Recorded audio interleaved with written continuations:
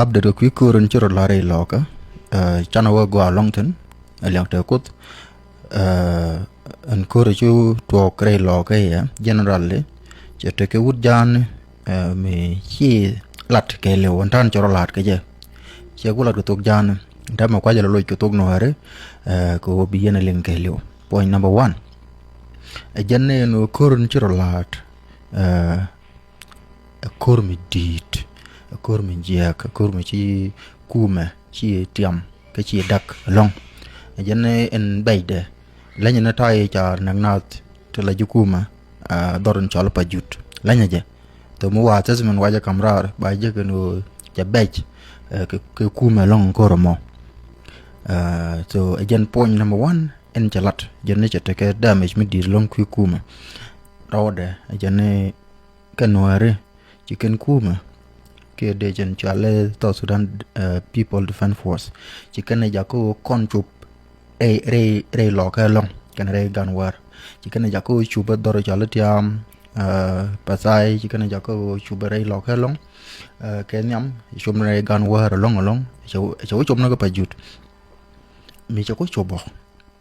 chu ken na ko lo yon mai jok ke yot ken na mai nyam jeni jen tol na halong kana yon mai niam kana yon mai jok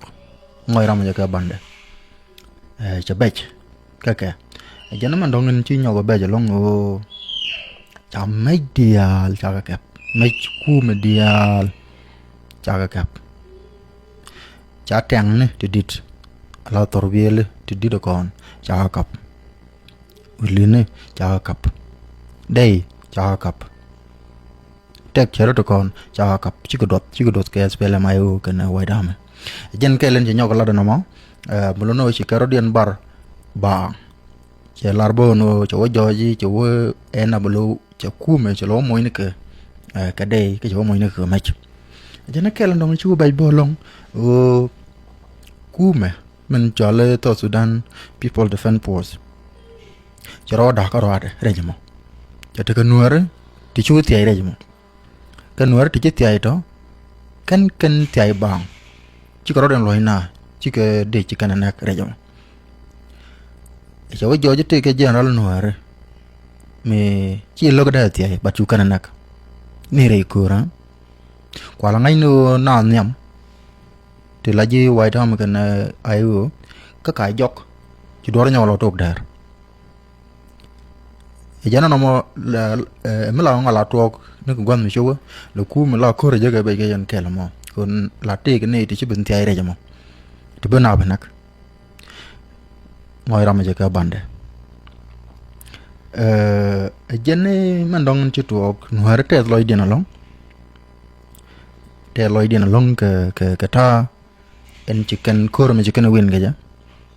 jenne ni kan kor kan ni ndey yente loy den ndey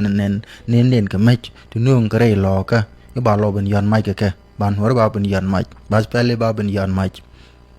tet loy den kana cha nu ne mach no ma de yana ngaje no re chi ko win ko jenen chi ro ba laran dam